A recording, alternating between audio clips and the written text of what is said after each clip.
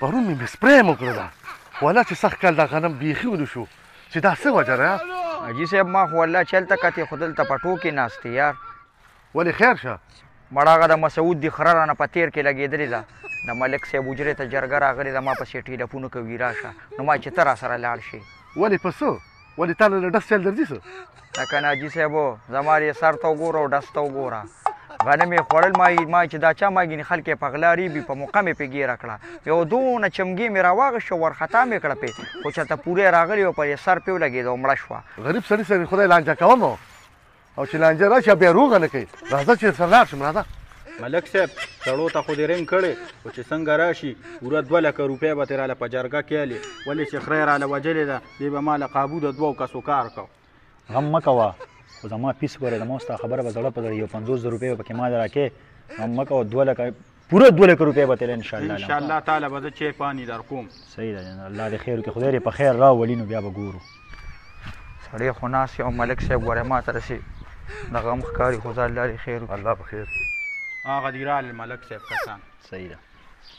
السلام علیکم ملک صاحب السلام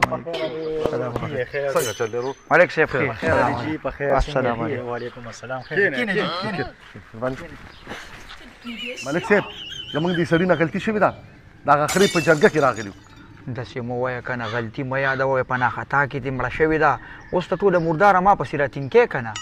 ملک صاحب په ناخطا کې رانه لګېدلې ملک صاحب دا روجه ده دې خلکو هسې په ځان دا روجې سختې کړي کور به یې چېرته جنګ لګولي بار ته راووته ټول کار یې زما په خره سوړ کړ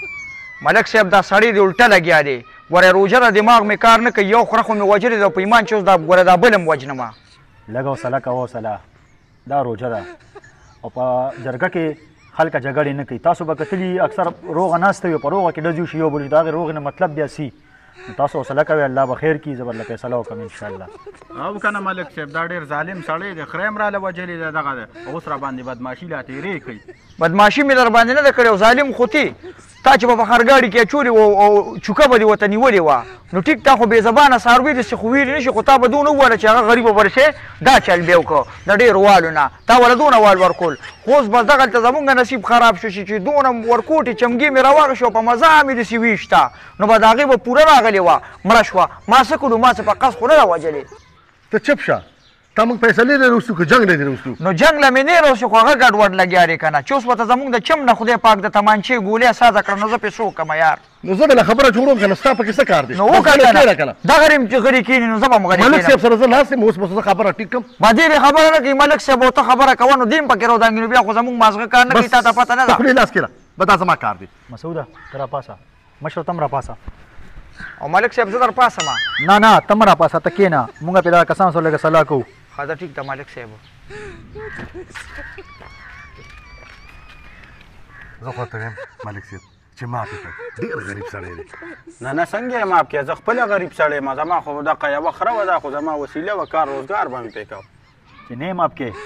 2 لکه روپۍ به ترله والم ټیک ته که نه بس دا خبره دې ټیک ته ملک صاحب خو که په 2 لکو کې یو وطانیزم کم نو نه به علم ملک صاحب دا 2 لکه زیاتې نه دي په خوله لاس کې د تاله به پکې 10,000 روپۍ درکړم مړه ملک صاحب 10,000 خو کمې دي یو 50,000 راکړه اختر را روان دی ماشومان له پې کاپړې کوم 50,000 څنګه درکړم مالک له به څه ورکوم چې 50,000 تا درکړم نو زه به پکې سالم بیا او مالک له به څه ورکوم ستا خو دماغ کار نه کوي مړه پرېږده مرده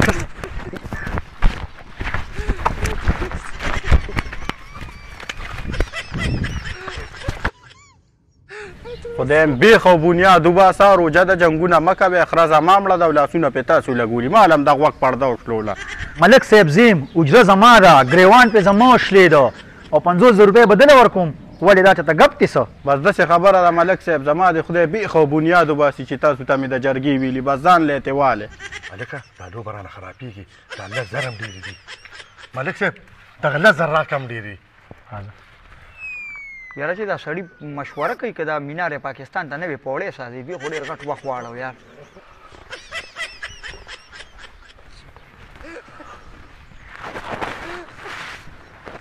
ملک صاحب څه چلم وکړو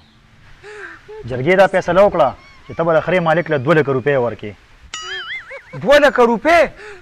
ولې د ده خرې چې ته 50 شپېته تولې سونه خوړلې وه که نه هلیکاپټر کې چا څه مارچه والې وه دا څنګه خره ده ورکه دا 2 لک روپۍ ورکه بیا به تاڼو تحصیلونو کې شرمېږي بیا دې ګوره زه ضمانت هم نشم کولی نو 2 لکه روپۍ ډېرې زیاتې دي که نه تا چې ته په 2 لکه خره لیدلې ده به د مشرانو خبره ده بس ویې کړله اوس دې کې څه نه کېږي نو مشران به درته وایي ټکټر راوله دا کوټې دې ورانې که دې بیا ورانې نه د ټکټر خبره نه ده که نه څه 2 کسانو جوړه چې راولي هغې ته بر څه ته به غاړه ږدي اوس خاص هم فیصله وشوه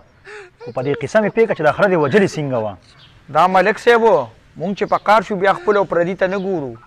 ملګرو که دا ویډیو هم خوښه شوي نو دا مخکې شیر کړئ او یو لایک هم ورکړئ دا مخکې هم رڼا شه